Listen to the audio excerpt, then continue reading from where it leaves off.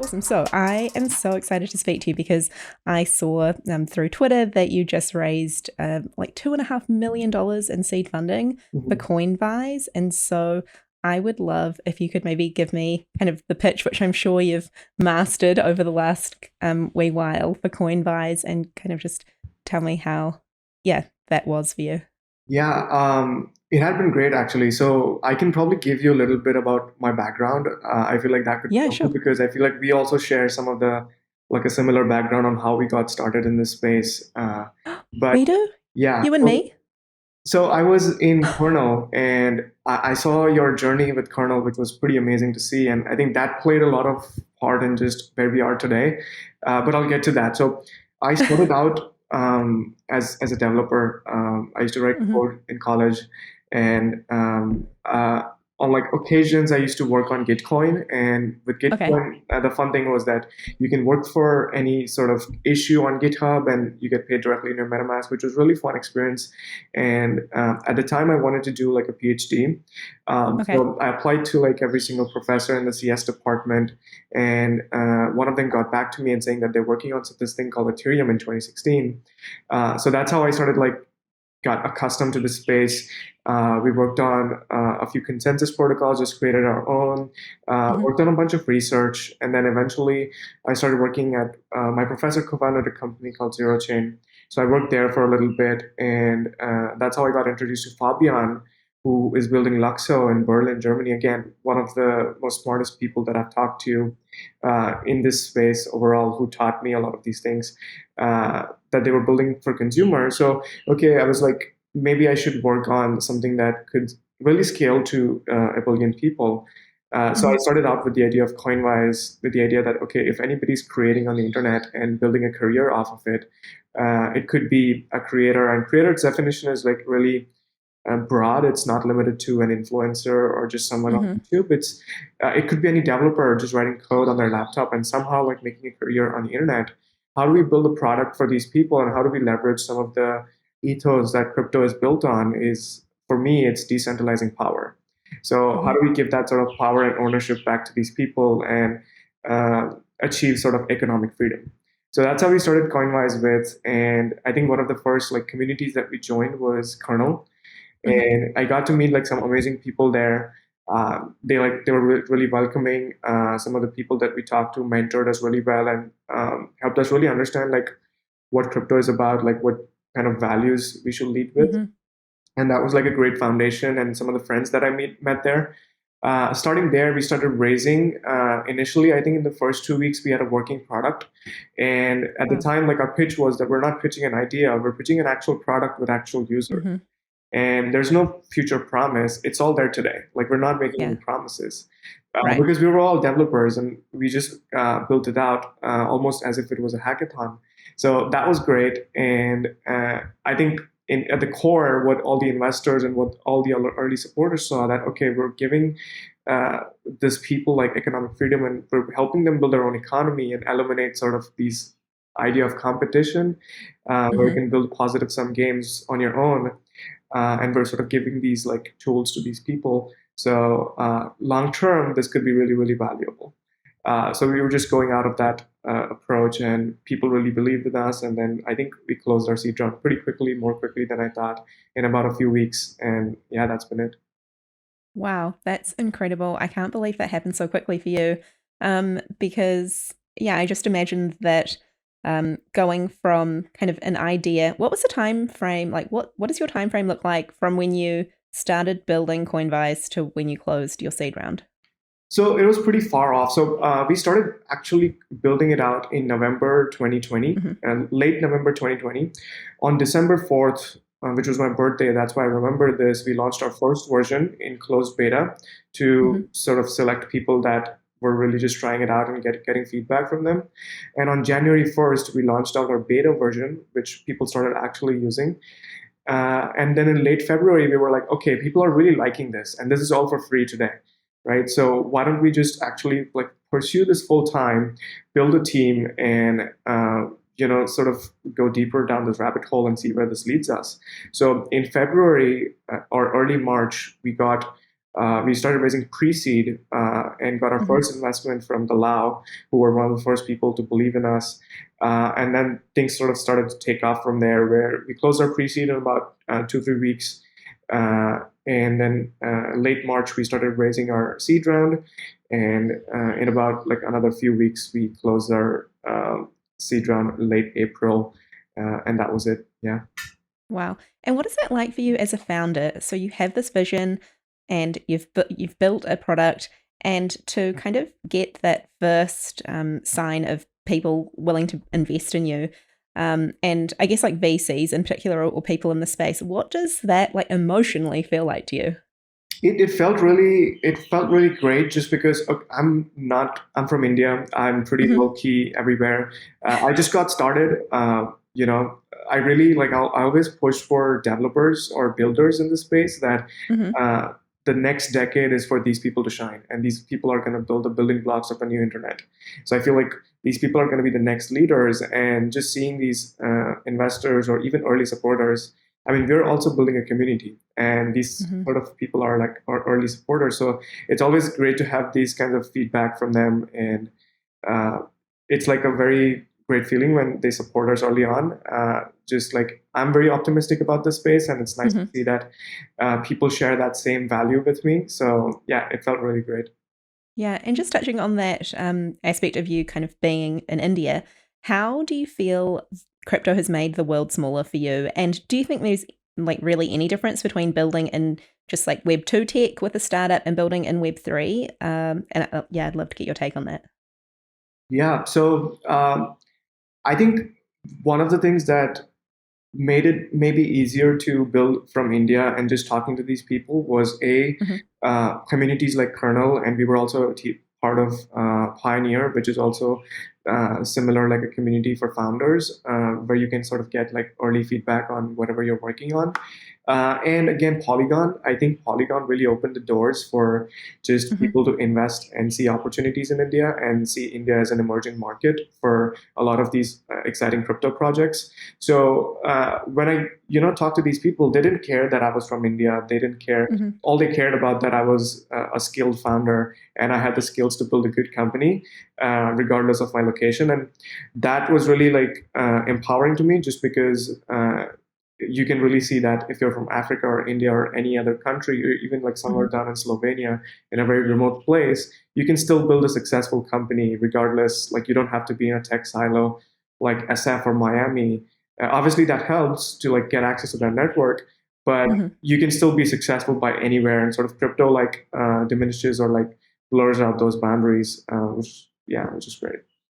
Yeah, I guess it's kind of interesting you going through that experience from Yeah. India and then with what you're building, which is also kind of lowering barriers Mm. for a lot of people. There seem to be a lot of similarities. Yeah. And so I wonder something that I've read in, I think it was like the Coinvise Notion about your Mhm. mission was you in particular, something that stood out about what you said was um, that you're building new systems. Like a lot of Mhm. people, when they talk about Web3 and crypto, it's about just kind of transplanting Web2 kind of, say, Right. social media ideas into crypto.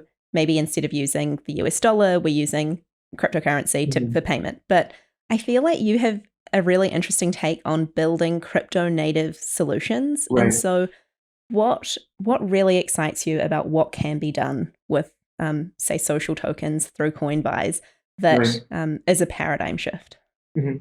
So one of the great things about social tokens or even crypto overall, like I said, is its grain of the thought begins from decentralizing power. So Hmm. a lot of Web two currently is, let's say, a subscription model where sort of they're either making it more convenient for you or sort of giving access to you to these intimate experiences to the early Hmm. supporters or fans or whatever you want to call it. Whereas Web three, what I see it as completely reverse. Instead of sort of gating access or like limiting access or increasing access and sort of scaling human collaboration between these communities.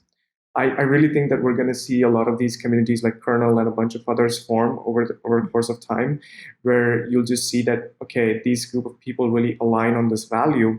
And social tokens are really just a way for you to say, like, this is the quantifiable measure of this value, whatever that is. either that you're agreeing that, okay, if you do this kind of work for the community, or if you have some kind of stake of how this community could go forward in the future direction, you get some kind of ownership. And really, that's what crypto gives, which is something that you can get ownership in the creator success in the Web2 world, whereas in the Web3 world, you can actually increase access to these people and give them economic freedom that they didn't otherwise have. And I'll give you an example. We were working with a community called Forefront of Global Coin Research. And what they're doing is instead of writing content on their platform, they're crowdsourcing content from their community as a whole instead of one team. And that really shows you as a collective effort how social tokens scale the engagement and collaboration within a community. And I feel like that's the best way to grow a really strong community, like long term, and just have everybody have like skin in the game and feel like they're valued pretty transparently. So that's our take. Like we've built these systems where you can not only create a social token, but once you create a social tokens, you can build these really strong incentives around your community where collaboration or any kind of value exchange is quantifiable. You can put a social token value to it, and you can really reward someone saying that, hey, this is your contribution. We really value it, and that's your ownership going forward. And I feel like that's really what crypto brings to the table. Yeah, when you're talking, I can imagine that Coinvise and having a profile on Coinvise would really play into this idea of on-chain identities when you're what I really like about it is the discoverability aspect of Right. it. Because my biggest pain point on the internet, I will say this all day, is discoverability. Right. And especially with creators and communities, I feel like that is the kind of sorest spot for that pain. Mhm. And I really love just going to the homepage for Coinbase and seeing all these Forefront bounties. And Mhm. Forefront, I would say, is one of the best bang for buck emails that I get in my inbox every week. Yeah. And I, love the events that they do and things like that. And so when I saw these bounties, I was really, motivated. And I think you use this word as well, activated. I feel Right. like this is a really interesting concept, right? Like activating the community. So Mhm. what does that kind of activating a community member to you mean that is different from just say a traditional consumer or just like kind of an old school member of a community? Yeah, I think so. I really like what you said, discoverability, because Hmm. so one of the short-term things at Coinwise is that we want to make it simple to create a token and build incentives. But one of the things that creators love Coinwise for is being able to grow their community because we're giving them access to these people, or people can get access to these communities that they didn't even know existed. That there's Hmm. something called Vita DAO that's working on longevity, or a bunch of these great DAOs that I didn't know existed but have these bounties. And it's sort of our long-term mission is sort of empowering future of work for all these people that could be a Yes. part of these multiple DAOs or creator DAOs. But also for creators, if they're starting out, if they just have 20, 25 people that are really supporting Hmm. them, how do they go to 500 people or 1,000 people Discord where they can really Hmm. form like close connections? And that sort of discoverability or building like an open social graph of Hmm. creator DAOs is something we're doing slowly and steadily, and that's something we're going to be known for. So that really means a lot to me. In fact, like early on, we did a survey on Instagram saying that what would you rather have, like $1,000 or 1,000 followers? And Okay. most people said 1,000 followers because Yeah. they saw that that could be much more powerful Hmm. than just monetary value. So I do think that discoverability means a lot to creators on the internet, just because that's sort of uh, the community is going to stay forever. And yeah, I think that's something important. I don't know if that answers your question, but that's sort of Yeah. something we're trying to do. Yeah, I think that just kind of what you touched on, which is like the future of work, Right. with kind of DAOs, and also I think Linda Shea just tweeted the other day about on-chain identities playing a much, you know, Exactly. bigger role in the future of crypto, and so just this idea of like developing your on-chain identity through the work that you do in Right. these communities. I can imagine that Coinbase would kind of become like a homepage for the Yeah. your homepage for the internet. It's like 9 a.m. not that crypto sleeps, but you pretend you have a work day. But Right. so you like log on and you go to Coinvise and you're like, what's going on today? Is that kind of something you have in your head? Is that Exactly. In fact, you're basically describing what we're going to release next week, no? which is trust scores in your profile. So the beautiful thing about Coinvise is that every single profile is pseudo anonymous. So if you go to Hmm. Coinvise today, you would just sign in with your wallet, whatever that wallet is. It's a Hmm. MetaMask, and there's no email sign in. We're completely redefining what a profile looks like, and that sort of preserves privacy by being pseudo Hmm. anonymous, but also means that you can have different synthetic identities on the internet and build communities around that. So one human being could like really have different skills, and around those different skills could be have different identities, and each identity could have a sort of credentials or on-chain credentials, or like we can establish how much you can trust this person based on previous activity, and sort of that on-chain resume that you build by working for these communities. That profile is sort of meant for that, where people can be like, okay, I only know the Ethereum address of this person, but I can see Hmm. that this person has done some great work by contributing to these communities, and I can really work with them. And that's really all you need to know. So, how do you give merit while preserving privacy? And I Hmm. think that's really beautiful. So, we're going to introduce that next week, where we're sort of going to kick off with digital identity, and you can sort of build your on-chain reputation and sort of track your history, and Hmm. even rebuild it with, let's say a different address where you're working on, where your persona is completely different. It's the Hmm. same human being, but you could sort of work on a different scale and sort of really show how diverse a human being can be. And I think that's really powerful. Yeah, wow. I know that Balaji talks a lot about kind of pseudonymous identities and Yeah, on-chain reputation and things like that. So that's really exciting that you get to be at the forefront of that. I would yeah, say an opportunity because I definitely, really do think it has the potential to be so life-changing for so many people. So definitely. um, yeah, and so maybe if we could just run through the different aspects of Coinvise that Yeah. um, the different ways that you can kind of release or create value for a community or a creator. Yeah, so the way we say it is all the way from genesis of a community Hmm. to building like a successfully run, efficiently run tokenized community or a creator DAO. Coinwise has a gamut of tools that help that. And on top of that, we've built an open social graph where people can discover your community and sort of join them. So we're giving this edge to these communities that they can grow, and sort of people can discover them, and they could have their Discord grow over time or wherever their community is hosted. So let's say they want to do a mint a token. We have a Hmm. set of framework where you can either do it on a fixed supply, or you can even do it on a bonding curve, where you have pre-built frameworks that, okay, I want to do it for fun. I want to do it for investment purposes. I want to do it Hmm. as a community token where this is the goal. So based on those goals that your community might have, we have predefined frameworks where you can create a token. Once you create a token, it's really like your first step into a DAO. Hmm. We're not calling it that, but really, when you do a social token, it's really your first step into a DAO. What you do to the community, lots of people set up a Discord or a group Right. where people can interact. Maybe it's just a Twitter where they Hmm. announce it, and once they sort of have these early people that they airdrop to, which is sort of the Hmm. next part where you do a retroactive airdrop to your early supporters, the next phase is really crowdfunding. So on Coinvise, we have this idea of an NFT marketplace or an NFT place where these creators can either create fractional shares, and people can own fractional shares. So I'll give you an example where one of our close friends, Adam, who's also doing a podcast, he decided to give out fractional shares of his podcast this season, and whoever the sponsors are can get those fractional shares for a particular price, Right. and whatever sort of they get tips in crypto or whatever ads or whatever they do on their podcast is sort of given out in proportion at the end of it. It's split between the creator and their community, which is kind of great. So there's these different NFT models that you can do as a way to either crowdfund Hmm. and initially like just bootstrap your community, pay out your early supporters. Once you do the crowdfunding, the next step is usually how do you build incentives and successfully run a community and sort of grow over Yeah. time.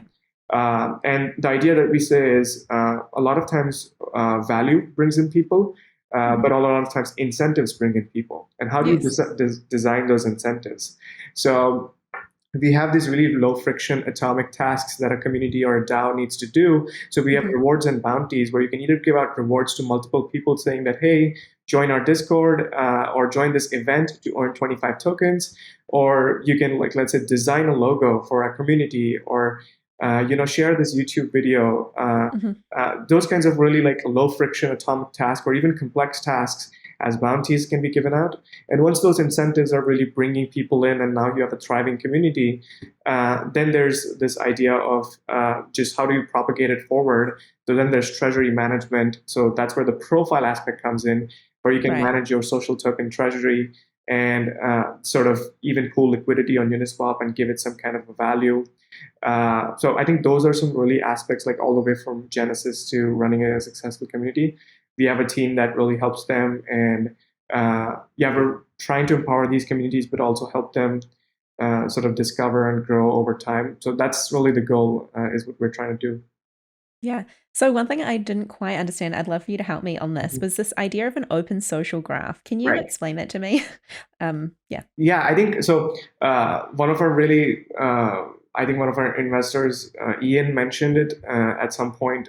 This idea of an open social graph, and it sort of Hmm. stuck with me since then. Okay. So this idea of an open social graph is on chain. There's a lot of these accounts, and there's a lot of these identities, and you may not know them or discover them elsewhere. One of the great examples that I like to give of like a very successful social graph that we saw is Showtime. Showtime has built like a really amazing network of these creators all around the world that have like made these beautiful NFTs, Hmm. and it's really fragmented, right? NFTs are Right. everywhere. How do Yes. you know if someone created an NFT in some marketplace in Japan? Because there's really only a few mainstream ones, but there's so many in different countries. Right. What Showtime did was they just unified and aggregated uh, Hmm. a social network where all these profiles are now aggregated, and you can discover them from anywhere. And one of the main things that these creators get is sort of discoverability, like you said, is this inter-creator or inter-community conversation or dialogue that happens is something that at Coinvise or like at other like similar products we didn't see. That how do these communities interact with each other? These communities are Interesting. on its own, but how do we leverage these own communities? Like let's say Forefront, and then there's FWB. How can FWB leverage Forefront, and Forefront can leverage FWB? Hmm. That's what we're trying to do at Coinwise, and that's what a social graph means. It's being able to like form these connections and these communications between a community of FWB and a community of Forefront, and how those two can leverage their resources and building something even more valuable, is what a social graph or a successful social graph means to me. And that's what we're trying to empower, is how do we leverage these creators communities, and then have these communities interact with each other and sort of hop back and forth, and there's sort of cross like chain or cross DAO communication going on. So bridging those things together is what a social graph means to me. And Hmm. Showtime did it really well. That's what we're trying to do with Coinwise. Right. Because a lot of creators, they have audiences on Web2. On Hmm. Web3, they have communities. And these communities eventually end up as creator DAOs. So how do we create a social graph for these creator DAOs and communities? So yeah, that's what it means to me. Yeah, that's incredible. And I think it really speaks to the kind of underlying value of collaboration in the Yeah, space. And so, how do you think people, maybe already in the space, but especially coming into the space, yeah. do you think that idea of collaboration as opposed to competition uh, is something that will be easily understood because it's kind of baked into the system? You know, you can't avoid the social graph. You know, everyone can see everything. There's all this transparency. Right. Or do you think it will take kind of like a paradigm shift, or that this is actually what we really want? We all want to work together, we want it to be a win-win-win. Like, what's your take? Right. I think so. A lot of people ask us is that how do you compare yourself or compete against a lot of these Hmm. other like beautiful platforms that are created in this space? And what I tell to them is they're not our actually competitors or even platforms that we envy. These platforms are really our friends. Hmm. These people are actually overall, as a community or as the crypto creator community, we're all winning. Just because there's these Twitter, YouTube, Patreon, Gumroad, a lot of these other Web2 creator platforms. where they not only sort of take out ownership, but they create this narrative where you feel the need to compete against your immediate Hmm. competitor that's sort of doing the same thing, and you feel like you need to step up every time and compete against them. I feel like once they discover that they don't need to put so much effort into competing against each other, and instead of they could just create like step into Web3 and sort of start building a community around it, everybody can win. And Hmm. I feel like that shift will happen really gradually. We're Hmm. all seeing that people or creators are banned or censored from these platforms for doing things that doesn't quite fit the constitution of what a platform is. When they quickly realize, okay, wait, I can create my own constitution by creating Yep. a DAO or by creating a token, and then sort of I can make my own rules per se, and a community can agree to it, and we can all just run independently where it's not this idea of sovereign platforms, it's this idea of where people can bet on sovereign individuals. Hmm. How do you sort of empower that? And once we sort of see much more of like sort of censorship and a lot of these activities that maybe are not so liked by these creators, we're going to see, okay, maybe I need to shift into something new. Hmm. And that's going to be gradual, but the amount of growth or potential you'll see when you start creating on Web3 is going to be exponentially more than Web2. And when people realize that, even out of just own self interest, they're going to make the switch.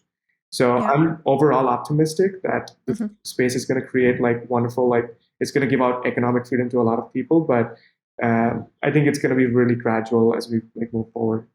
Yeah. And just that idea of what you just mentioned, sovereign platforms and sovereign individuals. Right, With platforms and just being able to facilitate the spectrum, like the entire spectrum of possible communities, I kind of think of Reddit in my mind as a right, platform compared to, say, Twitter or especially Facebook, that really kind of manages, I guess, the communities that are on the platform. Whereas Reddit, you can really find everything. right. um, how do you feel kind of about those two models, and like what is the role of a platform for you? I feel like so I really liked Reddit of all the platforms just because we Mhm. really saw like Reddit give freedom to people and do whatever Mhm. you want. And we saw Mhm. it get weird. Reddit can get really like Yeah. scientific and just really like intellectual where you can have these conversations with these people that may or may not be anonymous. It's really pseudo-anonymous where Mhm. you don't have to reveal. Whereas it could get really, really weird where you can just have societies of like people that believe in something absolutely obscure. Mhm. So that was great. That's why I feel like Reddit was a place where anything can happen. Mhm. But what really we'll see is that we've slowly started to see in Web2 platforms is we're sort of bridging the gap between social and work. Right. And Reddit is more social today. Crypto platforms, up until now, even some of the other platforms in the creator economy feel financial, feel more like it's a financial decision. The day we make Mhm. the bridge between them and sort of merge social and work, where it feels less of a financial decision and more of just let me see what my friends are up to, or let me see how I can just jam with my friends on something that I'm already doing, but also get paid with it. The day we see that bridge happen, I think that's going to give birth to a social network that's we've never seen before.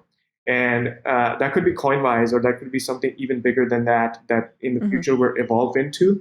But the ultimate social network that we'll see that's going to give like out of is going to be a bridge between social and work. So I personally regret it for that, but that's one missing puzzle of the piece, which is sort of working for these communities, is what's going to be unlocked like with Web3. Yeah. And I know there are different kind of opinions, varying opinions on this idea of the meshing of kind of the social and work. I really am looking forward to it. And I feel like, in crypto, how, like I mentioned, like it's 24/7. And Yeah, so there's no such thing as like hours.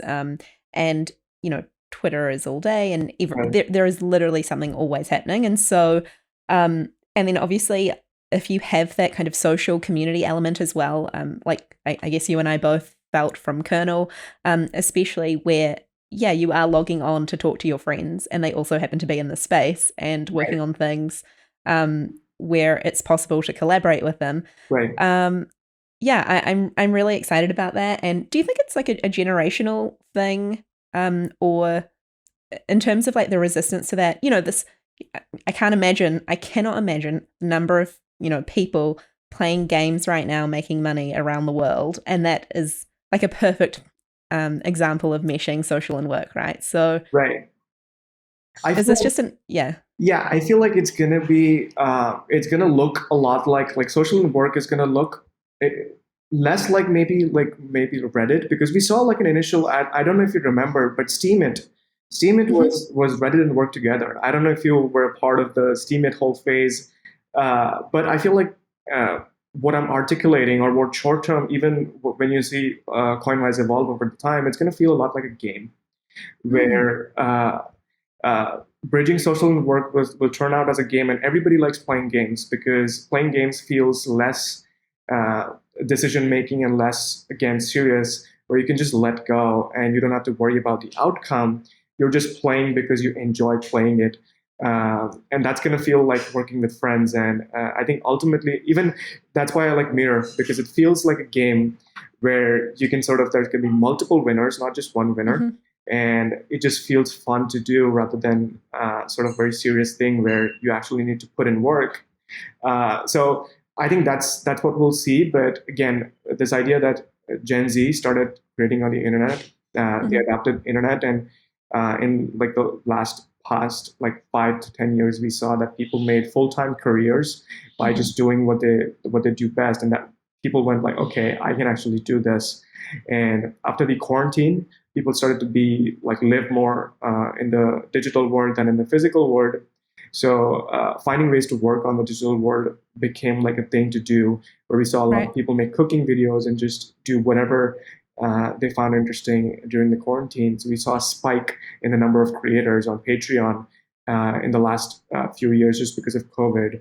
And Mhm. now people have realized, okay, conventional jobs, I can work for one corporation, but even just branching out of Patreon with crypto, I can not only work for one DAO, but 5 or 6 DAOs all at once. Mhm. And it doesn't have to feel like work, it just has to feel like a game. So that's not just freedom, but also leaving out all the stress or quitting that sort of that 9 to 5 thing where you're just going to a conventional company. There's a social hierarchy, and there's these set of rules that you need to follow. Over here, there's no rules. You can just work with friends and get paid for it. So I feel like Gen Z was the first like generation to adopt it, Yep. and the next, like, we're starting to see more and more people like join in. But I think this generation and the coming generation is going to be the pioneers of like the new internet.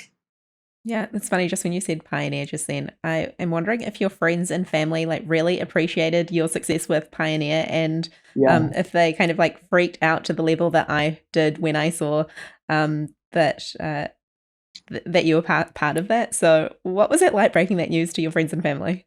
It was great. I mean, so most of the people that knew were in Pioneer. So one of the first person that I told about this was Alex Massmich from Showtime. He Hmm. was one of the initial like supporters of like whatever I was doing, and they were just all really happy just because Pioneer built this tournament again. It felt like a game.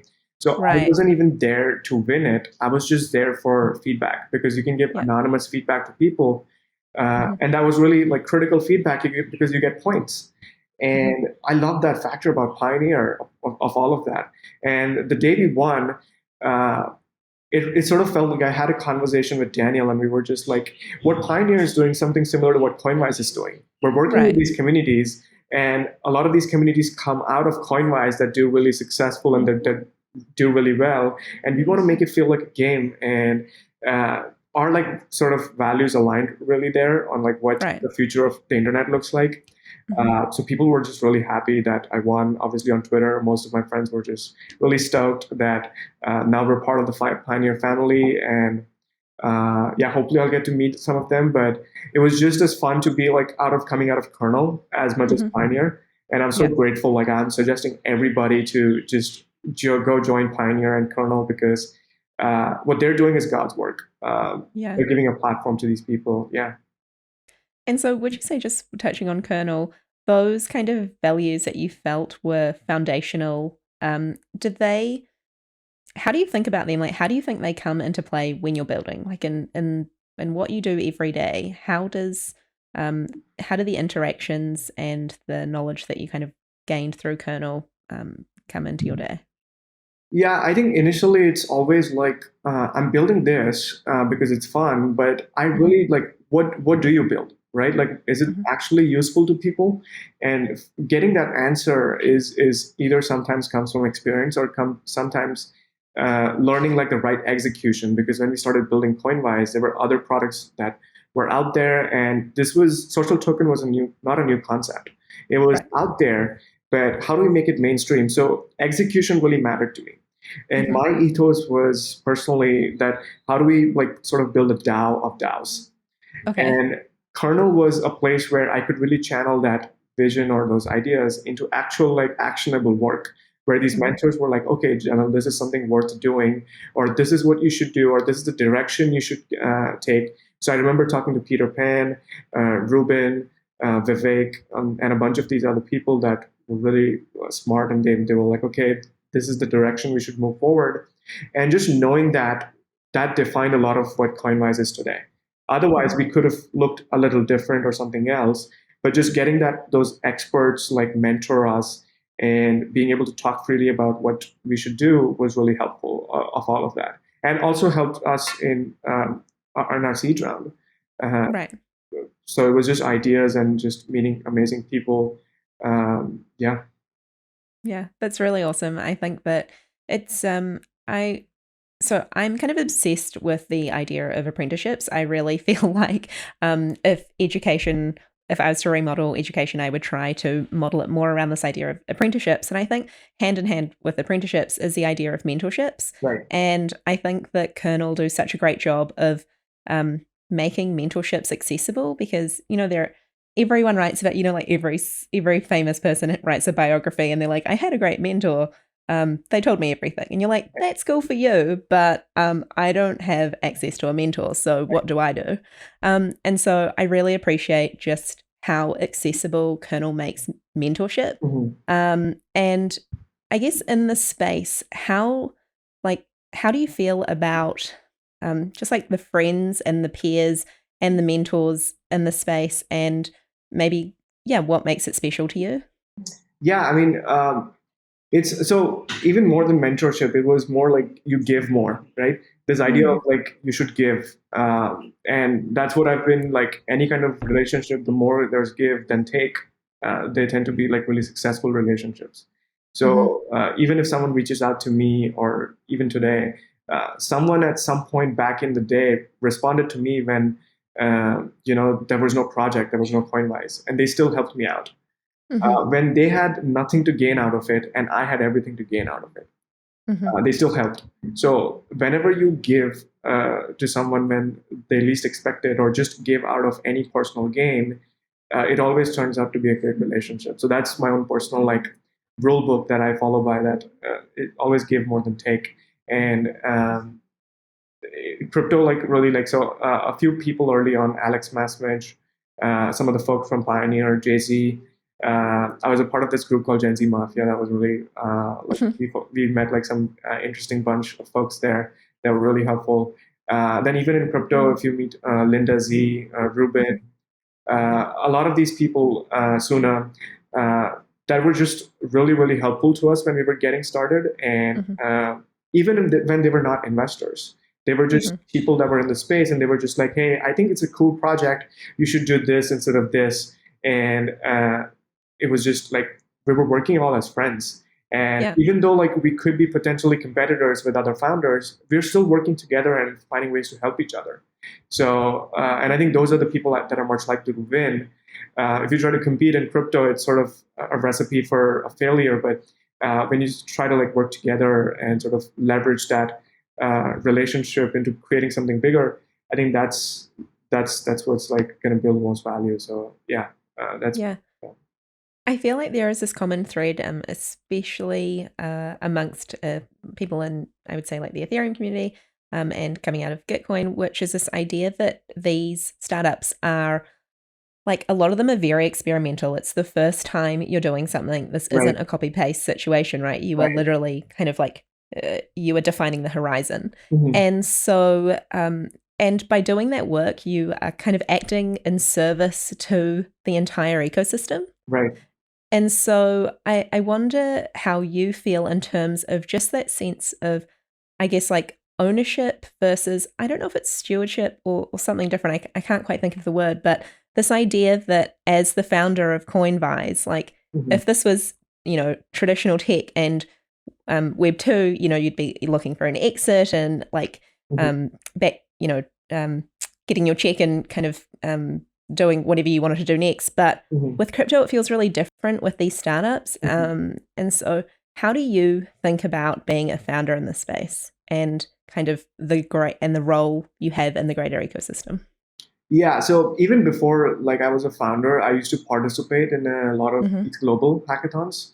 Hmm. I feel like ETH Global created a community for developers that Kernel created a community for sort of these other like Web3 pioneers, Hmm. where if you're just a developer, you can get this stage where you can hack on like a project for a few days and get validation, instant validation from these mentors, Hmm. uh, whether it's DeFi or whatever that is, even if it's NFT. And I remember in 2018, I went to Palace of Arts in San Francisco. I used to be in SF for a while, and I met Balaji and Vitalik. Like they were right in front of me. They were giving a talk, and I Hmm. was just hacking on my computer. And Hmm. I followed a lot of these people, and they were just out there in the booths, just standing there giving out advice to these people that could have projects. And the next day, we finished our project, and I continued to participate in those events ever since. So I think if you're a crypto founder and if you're really actively involved, anyone in Ethereum will probably help you. This whole idea that people are trying to help each other, even if you're a nobody, or like if they see that okay you're skillful and you can build something, Hmm. they're much more likely to help you. So go talk to these people, reach out, cold message, whatever that is, because the chances are they're probably gonna help you because everyone wants this ecosystem to sort of evolve and uh, yeah, just grow further around the world. In India, it started out with ETH India, where we Hmm. saw a lot of developers get opportunities. In the US, we saw ETH Global. But I think these people that have already been founders, X, just Hmm. reach out to these founders, like talk to them about their journeys, talk to them about like what you should do, who you should work with. Chances are you'll probably get like really good feedback and some intros for people that you can directly talk to. So I think that's probably the best thing that any founder can do. And that was my experience that I reached out to these people and they like made these intros to the people that I didn't even have access to. And that's how I met Vivek. Oh, Um, wow. so Ethereum community is like more than helpful. Reach out to anyone and they're more likely help, including myself. So if there's any other founder that reaches out to me, we all work together. And Hmm. I sort of help them build their MVP and whatever that looks like. Wow, that's incredible. And just while we're talking about building and developing, Yeah. can you just like maybe run me through your tech stack that you're using and also since obviously you just got funding and so you must be hiring and so Right. maybe we can just like talk about where you're building out your team. But yeah. Yeah. So we're building out from India right now, but our Hmm. team is from everywhere. So Cool. our team is from the US, from Europe, from India, from anywhere. So we don't see, again, geographical location does not matter if you're from Hmm. anywhere in the world. We're hiring right now. So we're hiring engineers, developers, community managers, design, mobile developers. So if you know how to write code and if you're really passionate about this space, come reach out to me. We'll find a way to work together. And like I said, we don't work like like a company. We work like a Right. DAO or a community where it's like there's no hierarchy, there's no boss, Hmm. there's no roles, there's just responsibilities, and uh, everything we do is sort of acting like a DAO. Yeah, reach out to us. We're hiring very actively. We raised for the reason that we just don't want to hire from India. We want to hire from everywhere because there's a lot Right. of talent everywhere in the world. Hmm. And we sort of want to promote this idea of exit that Balaji talked about Hmm. in one of his early talks that you can exit Web2 and you can work for these crypto companies regardless of your location remotely. So it's fully remote. Some of the perks you get are unmatched with any other company. And most important thing that I tell everyone is that we have no work timings. So you can work on your own schedule whenever you want because you cannot time like a creative process. Right. And one of the things we preach as a company is freedom. Freedom for us and freedom for everybody else. So the kind of freedom that we give people, I think that's what we're empowering. Like So yeah, we're actively hiring. If you'd like to join our team, just DM me. I'm more than happy to talk with you, or even just connecting. So yeah. Yeah. Yeah, that's awesome. And so, and what does just like this idea of freedom and work, do you think that people in this space just naturally like take more ownership over their work? Is it like does crypto just attract like a certain type of person compared to, someone who is kind of looking for traditional hours and kind of a job description? I think it's more about trust, right? Yeah. So when you give trust to people when they least expect it, they sort Hmm. of feel like they owe you a lot because you're trusting them. So one of the things, like I'm going to give an example of a company where even before you're hired, they'll mail you the MacBook and all the things that you need to like set up your battle station to like start working. And even when you're interviewing, like in the final stages, and that's just a way of showing that hey, we trust you regardless of who you Hmm. are.